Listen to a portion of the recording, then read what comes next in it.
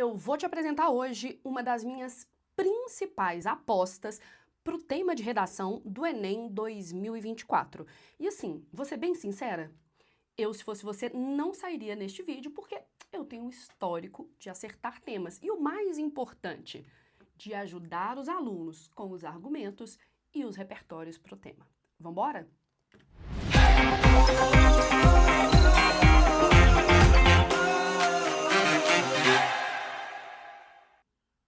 Como vocês já sabem, principalmente os que estão aqui no canal há muito tempo, eu tenho uma tradição de acertar o tema do Enem. Mas não porque eu tenha um contato especial dentro do INEP, muito menos porque eu sou maravilhosa. É muito simples. Trabalho sério, denso, gratuito e consistente você tem neste canal do YouTube. E aí, obviamente, a gente acaba acertando o tema da redação. Então, vamos lá falar sobre os temas que eu separei para vocês nesta semana, os acontecimentos e, eventualmente, os repertórios socioculturais. E aí, vou fazer aquele momento jabá antes da gente começar de verdade. Se você tem interesse em algum dos meus cursos, acompanhar esse canal, deixa aqui embaixo uma pergunta, uma sugestão, uma contribuição. Aproveita, ativa as notificações, se inscreve no canal, deixa o seu like. Temos aqui conteúdo consistente, semanal, denso e de qualidade. Se você quiser, deixa pelo menos um elogiozinho, ok? Bora então para as nossas notícias.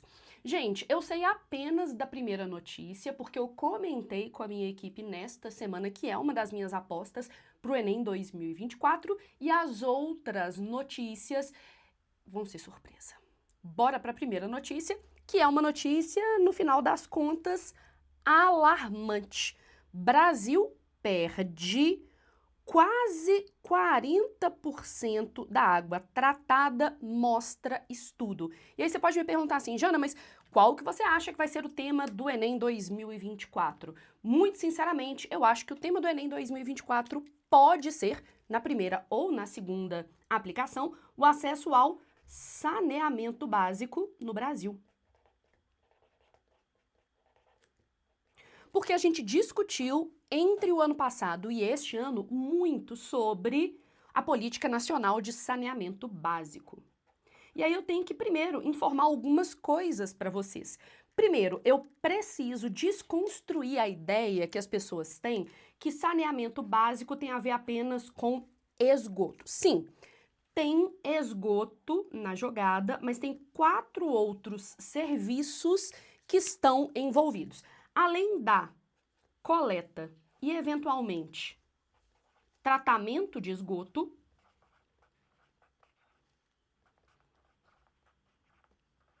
saneamento básico também tem a ver com a gestão de resíduos, lixo. Também tem a ver com drenagem pluvial, a drenagem da água da chuva. E, por último, a gente vai falar do acesso à água na casa das pessoas. E aí eu tenho alguns dados retirados da principal ONG brasileira que se preocupa com esse assunto. Estou escrevendo de vermelho porque é uma situação problema. Temos menos de 50% da população brasileira com acesso à coleta de esgoto. E desses 50%, menos de 50% tem esse esgoto tratado.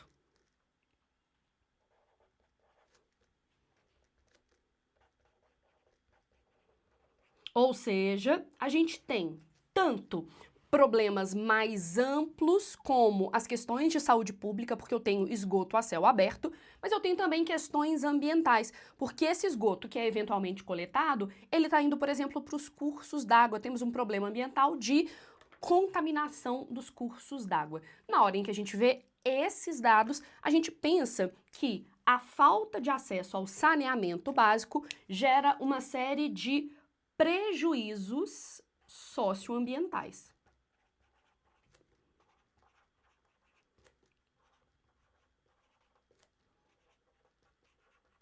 E aí você pode me perguntar, Jana, mas da onde que você está tirando esses números? De uma ONG brasileira chamada Instituto Trata Brasil.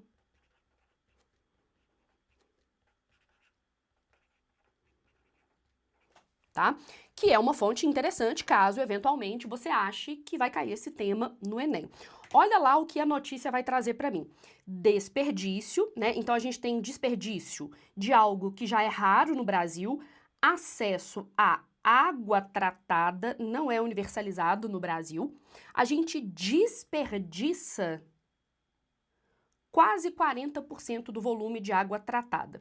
Desperdício ocorre devido a vazamentos, erros na gestão desses sistemas e outros problemas na distribuição. Então aqui a gente tem ideias de argumentos, causas da falta de acesso ao saneamento básico no Brasil.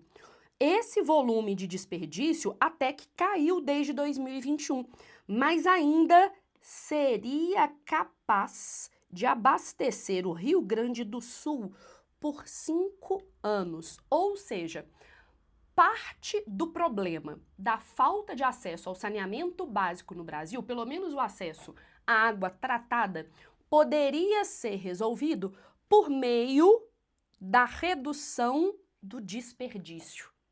Por exemplo, e aí eu estou fazendo proposta de intervenção, por isso eu estou usando uma caneta verde, é necessário que se use no Brasil, né, que se criem iniciativas de reuso de água. Por exemplo, de coleta e tratamento de água da chuva, de água pluvial. Mas, acima de tudo, a gente precisa aumentar a capacidade do nosso sistema em termos de produtividade. É necessário, por exemplo, uma modernização das redes de distribuição para reduzir, por exemplo, o desperdício. Gente, o que é isso? Eu fiz uma proposta de intervenção, eu dei os argumentos, eu dei as consequências, eu dei as causas e, por último, como este quadro se chama Janaflix, eu acho que vale a pena eu também indicar um produto audiovisual que ajude a discutir esse assunto. Eu já estou pegando aqui, você pode ver na câmera dos bastidores, já estou aqui pegando uma caneta. Deixa eu ver uma cor que eu não usei ainda. Eu já usei o laranja. Ah, meu Deus. Esse é o problema de ter várias opções, né? A gente acaba se perdendo nas opções. É o chamado, chora nesse repertório sociocultural, paradoxo da escolha. Quanto mais opções eu tenho, maior a dificuldade para tomar uma decisão. Isso é estudado pela psicologia. Você pode usar, por exemplo, num argumento, numa discussão ligada, por exemplo, à questão do consumismo, paradoxo da escolha. Já acabei pegando a minha canetinha azul aqui, e aí eu vou falar para vocês que a gente tem um filme brasileiro, filme ficcional, chamado Saneamento Básico, o filme. Muito bom, é uma comédia e é engraçada. Alguém já assistiu Saneamento Básico, o filme aí? Deixa nos comentários. E se você quiser ver uma coisa um pouco mais séria, se você quiser ver alguma coisa um pouco mais informativa, eu acho que vale a pena ver também o documentário A Luta pelo Básico. E aí o subtítulo desse documentário é muito legal. Olha como é que é um título muito revelador. É A Luta pelo Básico. E olha, no final das contas, a discussão. Saneamento salvando vidas, aspectos sanitários, aspectos de saúde.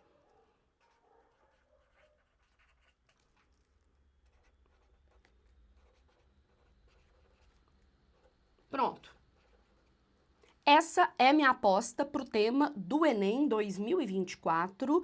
Depois vocês me contem se essas ideias de argumento, esses repertórios, essas propostas de intervenção e, eventualmente, a notícia, se você quiser dar a atualidade do tema, se foram úteis, tá? E o mais importante, volta aqui depois, no futuro, para dizer se eu acertei o tema. Ou, se você quiser, deixa aqui embaixo um comentário de: você acha que esse vai ser o tema do Enem deste ano? Sim, não, por quê? Se você acha que não, qual é o outro tema que você acha que vai cair no lugar? Enquanto isso, eu vou para a nossa próxima notícia. Próxima notícia.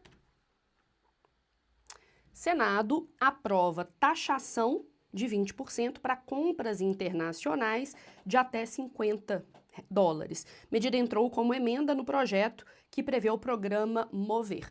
Enquanto isso, jatinhos, lanchas e até o limite, né? Os jatinhos e lanchas não pagam impostos veiculares e, além disso, as compras internacionais trazidas internacionalmente aumentaram, se não me engano, o limite para $1.000 quando você vem do exterior.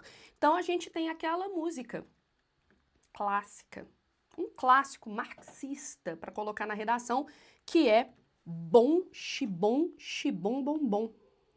Então aqui, repertório musical, que é bom, xibom, bom, bom. Da banda que fez muito sucesso, As Meninas. Eu gosto muito de colocar essa música na redação quando a gente vai falar de desigualdade, porque ele diz assim: e o motivo todo mundo já conhece, é que o de cima sobe e o de baixo desce. Tananana. Vamos taxar a sua Shen. Tananana. Mas não vamos taxar quem tem o vintém. Tananana. Sim, eu fui ridícula. Mas basicamente a carga tributária brasileira penaliza os mais pobres e premia os mais ricos. É o aprofundamento das desigualdades sociais. Desculpa, se você chegou até este momento do vídeo, deixa aí um elogio à minha capacidade de improvisar uma letra. Bora para a próxima notícia. Brasil e China anunciam produção de satélite para monitorar eventos climáticos extremos. Então aqui a gente tem uma ideia de proposta de intervenção, né? O investimento em tecnologia. É uma proposta de intervenção. Eu não sabia dessa notícia, não. O satélite CBERS-5 será capaz de produzir dados meteorológicos, como a identificação de ciclones e fortes chuvas, com ainda mais precisão, rapidez e eficiência. Tem um documentário muito bom, eu já falei dele aqui no canal, que vai perguntar se eventualmente os desdobramentos, principalmente climáticos, da a ação antrópica, né, a ação dos seres humanos, vai tornar a vida humana na Terra insustentável. Lembrando o seguinte, gente, eu não tô falando que o mundo vai acabar. O mundo vai acabar para nós. As baratas vão ficar aí, outras espécies vão ficar aí. A gente é que pode não sobreviver a isso. Desculpa contribuir para a sua ansiedade climática, que é um termo que vem lá da ecopsicologia. Esse assunto gera em mim ansiedade climática. Tem uma área da psicologia que se chama ecopsicologia. E eles falam já desde a década de 1990 da ansiedade climática. A primeira vez, então aqui a área do conhecimento é a psicologia, a primeira vez em que eu vi o documentário, então repertório cinematográfico, a primeira vez que eu vi o documentário Seremos História, eu tive uma crise de ansiedade climática. Porque basicamente mostra-se que eventualmente a vida humana vai ficar insustentável nas novas condições climáticas. Pronto, dei repertório sociocultural, tanto para cumprir o Janaflix, dei um documentário, mas dei um conceito também, ansiedade climática.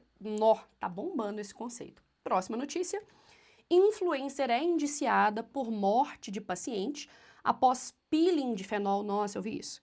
Natália Becker se apresentou à Polícia Civil nesta quarta-feira, 2 dias após a morte de Henrique Chaves em uma clínica da Zona Sul. Normalmente, gente, essa discussão sobre pressão estética a pressão para se adaptar aos padrões de beleza, é uma discussão muito ligada às mulheres. Mas o que a gente observa é que tem crescido as diversas distorções de imagem em relação ao público masculino. Homens também têm estado submetidos à pressão estética e, eventualmente, têm apresentado, né, esses comportamentos arriscados, tá? Então, o conceito de pressão estética é muito interessante e é, obviamente, uma discussão que tem a ver com gênero, né? É muito mais comum que a gente veja esses casos trágicos em relação a mulheres. Lamento a morte do Henrique, mas o Henrique era um rapaz muito novo, 27 anos, e o peeling de fenol é um procedimento estético extremo. Ele não tinha qualquer necessidade desse procedimento, que é muito arriscado. E aí, para piorar, a gente tem a questão, né, de uma profissional que não era capacitada e autorizada para fazer o procedimento e que, infelizmente, não tinha como socorrer o rapaz uma vez que ele precisou desse socorro. Eu tô procurando aqui uma imagem. Eu tô procurando aqui uma imagem falando mal de influencer digital. Eu tinha salvo um meme sobre acabem com os digital influencers. Eu queria mostrar para vocês, mas ele sumiu. Deixa aqui seu comentário, vamos acabar com os influencers digitais, né? E aí, chegamos à nossa última, quinta e última notícia. Guaíba fica abaixo da cota em alerta e registra menor marca em mais de um mês em Porto Alegre, ainda bem. De acordo com a régua instalada no gasômetro, o nível estava em 3,14 durante a medição realizada na sexta, dia 7, vulgo hoje. Previsão de pesquisadores da Federal do Rio Grande do Sul aponta que Lago deve se manter abaixo de 3,15 metros nos próximos 10 dias. Então, a gente termina com uma boa notícia. Entretanto, as coisas no Rio Grande do Sul estão longe de ser resolvidas. Devemos continuar apoiando o Rio Grande do Sul. E se você entrar no meu perfil do Instagram, tem uma publicação específica com as iniciativas de amparo socioeconômico às vítimas, né, desses eventos extremos no Rio Grande do Sul. Meus queridos, espero que vocês tenham gostado do giro de hoje, espero que as minhas indicações tenham sido úteis, não apenas para enriquecer o texto de vocês, mas também o espírito crítico, o conhecimento de mundo, entre outros, e a gente se vê no próximo vídeo. Beijo!